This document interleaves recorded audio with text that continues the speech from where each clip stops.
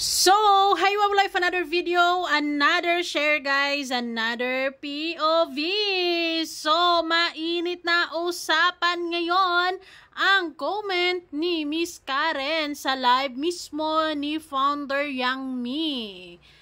What happened? Another friendship over na ba this? Actually, hindi ko ine-expect na aabot kayo sa puntong ganito. Akala ko talaga support lang, love lang, 'di ba? From the word or from the name ng grupo na GC18 or Jumcar 18. So, I am expecting na talagang ang unang sinusuportahan talaga ang Jumcar. And yung iba pangalawa, pangatlo na lang 'yan. Though para bang mga anak ba? Panganay, pangalawa, pangatlo, hanggang sa bunso, dapat same love pa din ang ibibigay mo. Pero hindi nga nangyari dahil marami sa mga Jumcar fans na nadismaya sa comment ni Miss Karen. Hindi na, there's no point of hiding her kasi kalat naman na to sa FB and may nakapag-content na rin dyan. So, si Miss Karen talaga. Team USA and friends. Sa comment niya, sabi niya, let's party na Jumcar 18 or GC18. We will stay forever in Kalingap to support other beneficiaries except Jumcar. This hurts sa lahat ng mga Jumcar solid fans talaga. Kasi we are expecting na ang panganay ay ang Jumcar. Diba? Walang problema ako mismo, walang problema talaga kahit suportahan nyo kung sino man yung gusto yung suportahan. Diba? Basta sumuporta pa din sa Jumcar. Or ako, sa totoo lang, to be honest, kahit hindi na rin. Diba? Kahit hindi na rin sumusuporta ng Jumcar 18 kung hindi mo na talaga bet, kung hindi mo na talaga gusto, kung mabigat na talaga sa pakiramdam mo ang pagsuporta sa Jumcar, nawala na talaga yung gana mo, you are free to go. Diba? Anyways, bago ang lahat, don't forget to support and subscribe. Kuya Val Santos Matubang, Ate Edna Vlog, Kalingap Rab, at sa lahat ng Team Kalingap.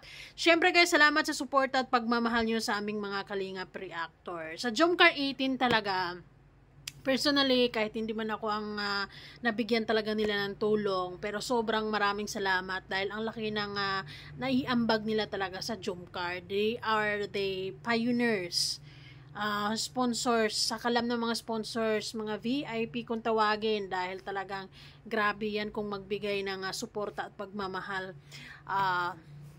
financially, 'di ba? Lalo na talagang libo-libo. Pero the question now, what happened? 'Di ba? Kasi matagal na actually to umuugong na usaping ito about Jumcar 18 and Jumcar. Mukhang hanggang ngayon, mukhang hindi pa rin talaga sila nagkakabati-bati or hindi talaga sila nagkaroon ng chance na magkaroon ng formal na usapan at pag-usapan ang mga problema dyan sa GC na yan. And until now, mapapansin mo dyan sa comment ni Miss Karen na talagang wala na. 'Di ba? Deleted na para sa kanila ang Jumcar kasi except Jumcar. And also, I believe kapag isinasapuso at talagang you are true Kalingap Rab, Kuya Val at Edna, ay ini-encourage tayong lahat to support everyone. 'Di ba? To support sa lahat ng mga beneficiaries ni Kalingap Rab, panoorin lahat, suportahan lahat, ganun, ganyan. Pero, hindi ko ine-expect na abot sila sa puntong ito. So, masasabi ko sa Jumcar 18 na talagang wala nang halaga para sa kanila ang Jumcar. Pero the question here, bakit Jumcar 18 pa din? 'Di ba? So, sana mag-focus na lang sila sa kung sino ang present love nila ngayon. Kung sino yung sinusuportahan talaga nila ngayon. Kung sino yung mahal nila ngayon. 'Di ba? So, it's fair for them siguro. Parang okay naman din sa mga ibang Jumcar fans na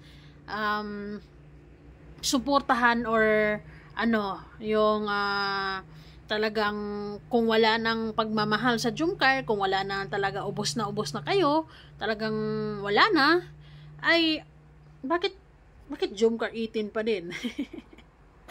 'Di ba?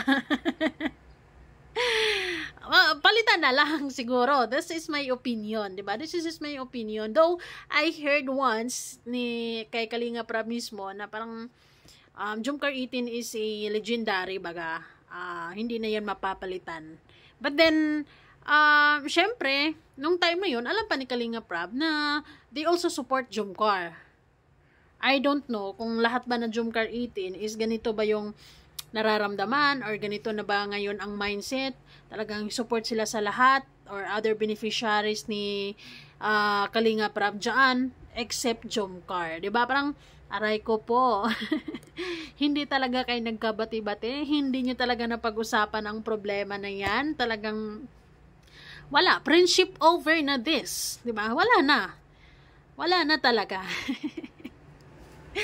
At para sa akin naman, hindi rin naman natin pwedeng ipilit kung wala na talaga, 'di ba?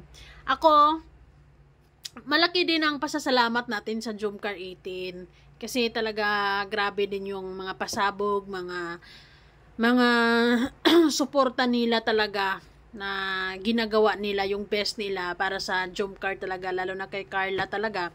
At nag-i-enjoy din naman tayo noon, 'di ba? Talagang napapanood natin ang kanilang mga pasabog, mga pinaghihirapan nila yan So, still, I thank them. Pero sana, wala nang ganyan, di ba? Wala nang parinigan, kumbaga, mag-exit na lang silently. Ganun. Kasi kung ganyan, marami pa kayong sasabihin sa isa't isa, talagang mapag-uusapan yan. Mahahalungkat na naman ang mga kung anumang problema talaga at kung saan nag-uugat ang lahat. Dahil sa pakiramdam ko naman sa mga Jumcar Solid fans ngayon ay unti-unti naman na nilang tanggap talaga na matagal na sumuporta sa iba ang Jumcar 18 at tanggap na nila yon, wala nang problema doon. Ang hindi lang nila matanggap siguro sa ngayon, nagulat sila na malinaw na. Actually, dati pa nararamdaman na yan. Ang Jumcar 18 is like parang undistant ba? Parang ang layo-layo na ng loob nila sa Jumcar mismo. Hindi mo na nakikita yung mga pangalan nila dyan. And, hindi na rin nagpapalipad.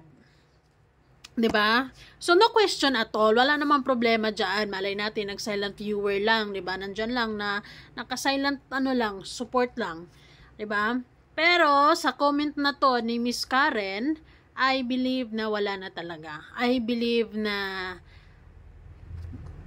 kumbaga meron na talaga silang bagong mahal ngayon at wala namang problema yan, 'di ba? Kasi you have the right to support kung sino talaga yung gusto mo, 'di ba? Huwag mong pilitin yung sarili mo na manatili sa kanila na hindi ka na talaga masaya. Lalo na kung nararamdaman mo naman kung ano bang pagkukulang nila sa inyo, kung bakit nyo nararamdaman ang nararamdaman nyo ngayon. Sigurado ako na meron kayong mga hindi pagkakaunawaan talaga and kulang din siguro sa pag-uusap or baga wala nang kailangan ding pag-usapan because wala nang tiwala in the first place. 'Di ba? So, nakakalungkot lang. Maybe sa mga susunod na araw, mapag-usapan to ng mabuti. Hindi na rin ako masusurpresa talaga kapag yung Jumcar 18 na yan, mapapalitan na yan ng ibang pangalan. 'Di ba? Kasi magiging issue yan, magiging mainit yan sa mga solid Jumcar fans. Why you're still using Jumcar 18 and yet wala kayong suporta dito sa mga ludi namin. Ganon, 'di ba? Except Jumcar. So parang dinidisregards niyo or wala na talaga. Ba except Jumcar nga eh. Ay nako, nakakaloka, 'di ba? Nararamdaman ko naman na yan, yung panlalamig na yan. Matagal na actually, but still I'm hoping na sana maayos at mapag-usapan. Pero wala na siguro talagang pag-asa. Wala na. As in wala na.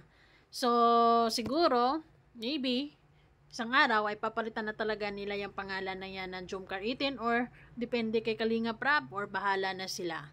Pero talagang mababash sila sa ganyan, 'di ba? Or makakatanggap sila ng hindi magandang mga sasabihin from Jomcar fans. Salamat!